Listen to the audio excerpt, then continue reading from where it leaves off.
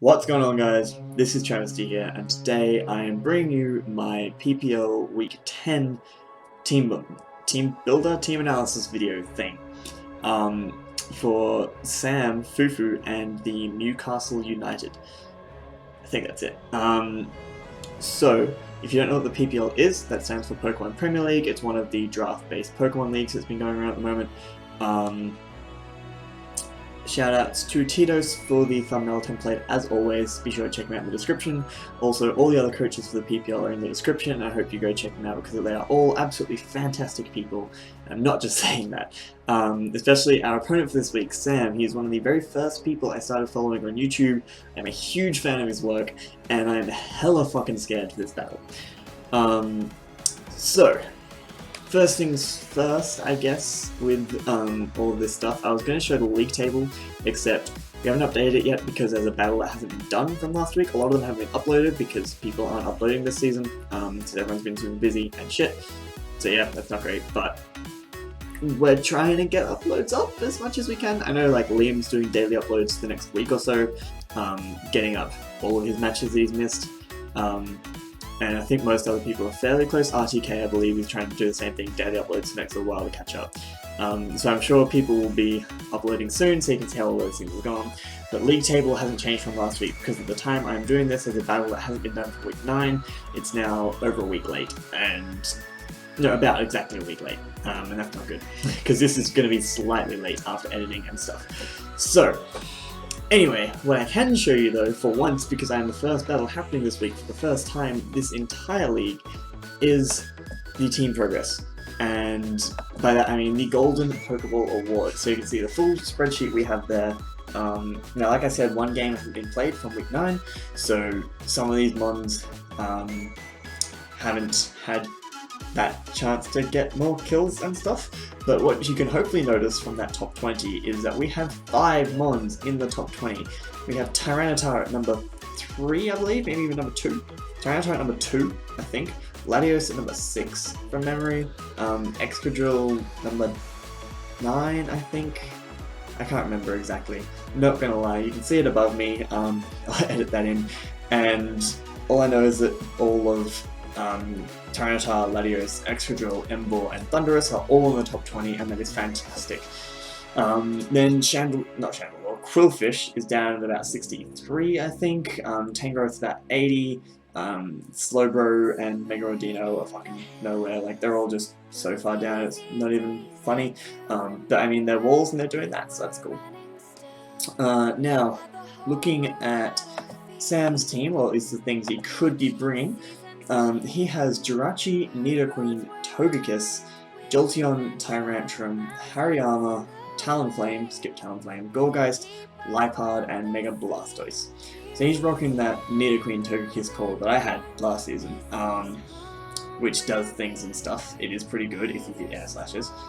And yeah, that's like, it's one of those drafts where I looked at it when I first started team building and I was like, I have such a good matchup. Exodrill just runs through his entire team, and I can carry coverage on a lot of mons for literally anything. And then I got into team building and was like, shit, I have no switches to Tyrantrum. I have very, very few switches to Mega Blastoise, particularly if he predicts correctly, which he does because he's Sam. I have very little for a Nidoqueen. Like, there's just so much on his team that can be super spooky scary, and there's not really much I can do about it. I'm also worried because he's just a good player. He just knows what he's doing, and it's terrifying. So, looking at the team that I brought, the very first mon is something that I mentioned just then that absolutely destroys his team, and that is Excadrill. Just run through his team real quick. Jirachi dies to an Earthquake. Nidoqueen dies to an Earthquake. Togekiss dies to a Rock Slide or an Iron Head. Jolteon dies to an Earthquake. Tyrantrum dies to an Earthquake. Talonflame dies to a Rock Slide. Hariyama physically defensive Hariyama can take a chunk from Earthquake. It won't. I think it's still a 2 KO, but yeah, it does a lot. Gourgeist, a defensive Gourgeist Super will not get to it KO by Shadow Claw, but it'll take a lot of damage, and I can wear it down with sand and rocks and things. Liepard just dies to a flick from a mosquito, and Mega Blastoise doesn't like taking 2 Earthquakes. It can just if it's bulky, with special attack investment as well, but you know, if I get rocks up or if sand's up, which it mostly will be when I'm trying to sweep, or if it's taking any chip damage, then it's just not switching. So, that's basically why Exodrill is here with those 4 moves that I mentioned. I have Iron Head just for a little bit of a safer move to go for on some things, like if he brings Airborne Nidoqueen, for example. It's something that I am potentially expecting. I can still do like 50 to 60% to it with Iron Head, rather than, and you know, if it's been worn down by rocks or whatever, I can still finish it off that way. It also means if I'm in on a Tyranitar and I'm worried about the Togekiss switch in, or you know, a weakened Talonflame switch in, it's just a bit safer. The speed investment is to outspeed. So funny story with investment. First of all, I went Adamant because I was like, I want the power. Then I realized that Scarf Talonflame actually outspeeds me in the sand, so decided to run enough speed for that, and then went, heck, if I'm going to Scarf Talonflame, I might as well go to Scarf Jolteon. Those extra 4 EVs in defense or whatever it was, I think it was like 12, probably wouldn't make much difference, so just changed that. And this also gives me enough speed to outspeed Mega Blastoise, Togekiss, Nidoqueen, Tyranitar. So if he gets Rock Polish up with Tyranitar, I can start speed with Excadrill, etc. In the sand, obviously. And I don't particularly need the power of Adamant. Like, it's nice, but not super nice. Like, it's more important to be able to be outspeeding things. And then Life Orb, Sand Rush, fairly standard. That's what Excadrill does. Now, the next mon, which I thought could sweep in, is another mon with very, very good coverage for his team, and that is Thundurus, with Hidden Power Ground, Thunderbolt, Dark Pulse, and Agility, holding the Expert Belt and running Modest. This is enough speed to outspeed something. Enough speed to outspeed a Jirachi that has sped crept a max speed Excadrill. If that's not convoluted enough for you. Basically, I wanted to run Modest, and I figured I should have speed to outspeed as much as I could, but didn't want to go Timid to outspeed Jirachi, because like he could be bringing Scarfed anyway. It's probably either going to be Scarf or Bulky. Either way, the speed investment won't matter. And like Lipard, I don't think he'd run enough speed to outspeed like a Modest Thundurus. And what's the other thing that I was worried about with speed? I actually can't remember. Is there something else around that range? I think that's it. So yeah, I think I should outspeed everything, except obviously the Talonflame. So there's that. But Talonflame can't really, like Flare Blitz does a lot, but that's why I have Agility. And Jolteon, of course, can outspeed me. So hopefully if I get up in Agility, this coverage is extremely good for his team, as you can see going through it. Dark Pulse is mainly for Gourgeist, also hits Jirachi a little bit harder than Hidden Power Ground. Hidden Power Ground is for electric immunities like Nidoqueen, Jolteon. Also hits Tyranitar, which is only resist, that's not an immunity, apart from Gourgeist, I've already mentioned that one. Then Thunderbolt's just good stab, you know, takes on pretty much everything else. Togekiss, the Blastoise, Talonflame, etc. And then the investment is, yeah, the speed that I mentioned, and then the rest in HP to get to an odd number.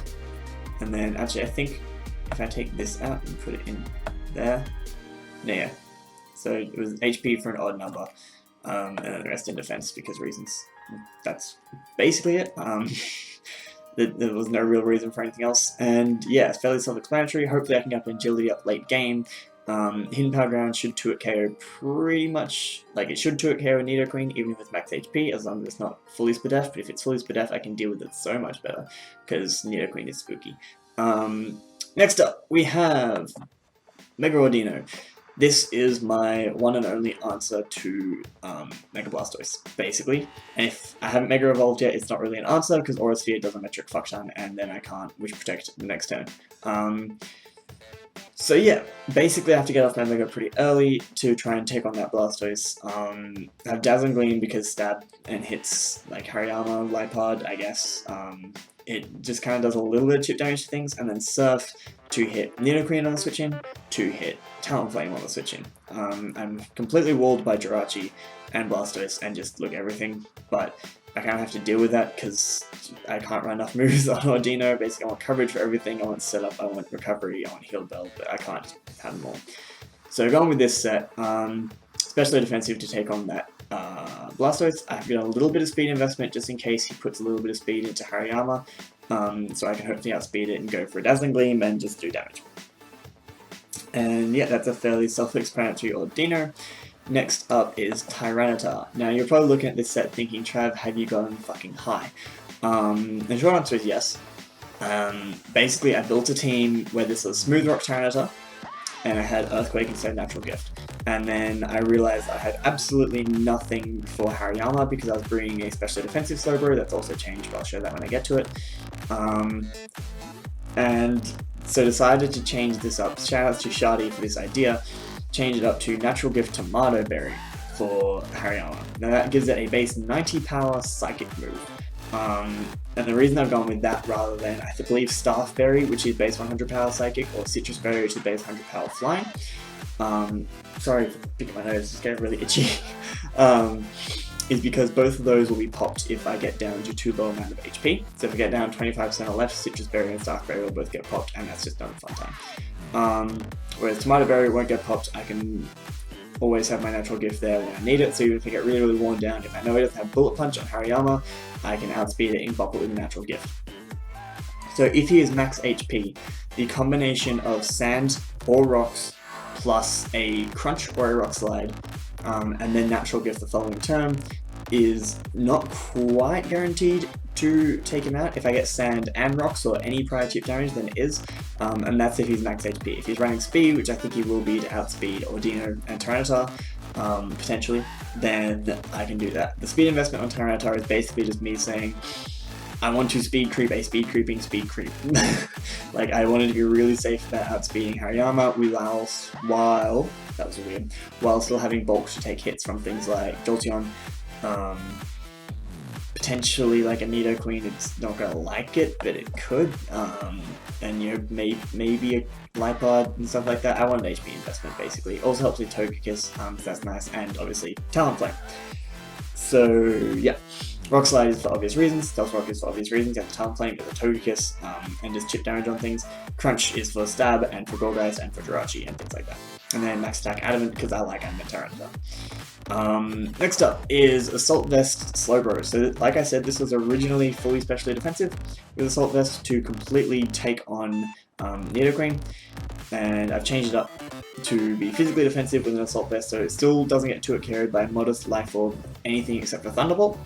And physically defensive means I can switch into Hariyama better, I can switch into Talonflame better, I can switch into most variants of Jirachi. I haven't actually calc specs Jirachi, but anything else I can deal with. I can take a hit from things like Blastoise still. If I was specially defensive AV, then I could take 2 Dark Pulses on anything except a max roll. So there's that. And so I'm running Surf, Grass Knot, Ice Beam, and Psyshock. Psyshock is because if he brings AV Hariyama, I want to hit it with Psychic move, also just good stab. Ice Beam is to hit the Gourgeist on the switch in, also hits the Tyrantrum, so I'm not set up for that thing. Grass Knot is primarily for Blastoise because it's a Blastoise and it scares the living shit out of me. And then I'm running Surf over Scald because if he brings Spadef, Bulk Up, or Swords Dance Talonflame, and I'm running Scald, I can't actually 2-hit KO, which is less than ideal. So I'm going to run Surf for that little tiny bit of extra power. I'm kind of regretting that right now, but the other reason was I didn't want to accidentally give Hariyama a Guts boost. So if he brought, like, say he brought Choice Band at Hariyama, and he switches in on a Scald, gets the burn, something on my team drops. Like, nothing is taking that hit, it's just so stupidly powerful. So, put Surf for that reason. Also means, you know, tiny bit extra damage on things and stuff.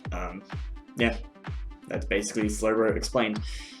Hopefully, like, it's there to kind of just wall as much as it can with a defense investment and an Assault Vest, so that should hopefully work out.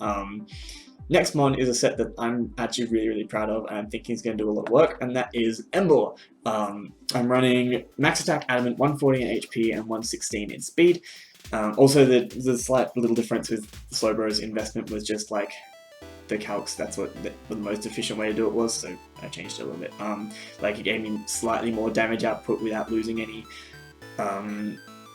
taking damageness, if that makes sense. Anyway, moving on. Emboar. I'm running sub leftovers Emboar with Flare Blitz, Wild Charge, and Low Kick. Now, again, look at his team and look at that coverage. Flare Blitz kills Jirachi. Flare Blitz 2-hit KOs Nidoqueen pretty much no matter what. Togekiss doesn't enjoy Wild Charge. It can take it, but not particularly well. It can also take Flare Blitzes, not particularly well. Jolteon dies to anything. Tyrantrum dies to Low Kick. Talonflame doesn't like Wild Charge. Hariyama takes a lot of damage from Low Kick because it's so heavy. Gourgeist, Flare Blitz, Liepard, anything, Blastoise, Wild Charge. So it's not going to be the most powerful Emboar because I'm not running a boosting item, but it's still an adamant reckless Emboar and it's going to hurt things. And the reason I have Sub is because I don't want to be forced to predict on some things, like if I go for Wild Charge, he switches in Jolteon, that's bad, or Nidoqueen, that's not fun. And basically if I sub up, I can potentially take on the Talonflame, because his priority Brave Bird will shit on my day. It also means that if I go for Flare Blitz, he switches in Tyrantrum, I don't then have to switch out straight away again, I can sub up and then fire off a Low Kick and take it out that way. So that's what sub on Exodrill Emboar is for. The speed investment is to outspeed a bulky Mega Blastoise by 2 points, so if it puts 4 EVs in there, then I still outspeed it, which hopefully will also allow me to outspeed a bulky Nidoqueen, a speed tie with bulky Togekiss, if he brings that, outspeed Tyrantrum if it's bulky and not speed invested, and outspeed most variants of Gourgeist. If he brings Gourgeist Super, that's base 58 speed, and I will, I'm fairly sure I'll outspeed it because he'll be physically defensive, most likely. So yeah, that is my team for Sam, and I don't know, I have mixed feelings about this matchup. Basically, if I get my predictions right, I can straight up win because I have 2 massive win conditions those first 2 months, but switching into his team is downright difficult. Like, you notice I didn't even try to bring a Tyrantrum switch in, I just don't have one. It just doesn't exist. And, I could try and bring Tangrowth, but it just takes too much damage from Head Smash. And, yeah, I kind of have switch-ins to Hariyama, and kind of have switch-ins to Mega Blastoise, and kind of have switch-ins to Nidoqueen, but they're all fairly tentative. And, yeah. In any case, basically I have to try and get Sand up, or an Agility up, and try and sweep. Use one of them to break down his team, and then use the other one to actually sweep, is my only way through this. So, yeah, here's hoping that works. In any case, I hope you guys did enjoy. This match is super duper important because Sam is literally right level with us on the league table. That obviously depends on the outcome of his last game, but as of week 8, before we won 5-0 against Sly, he was 1 differential behind us with the same record, so assuming he wins his next game, we will be super duper close, and yeah, this can kind of decide the championship, so that's important. In any case, I hope you guys did enjoy, and I'll see you in my next upload.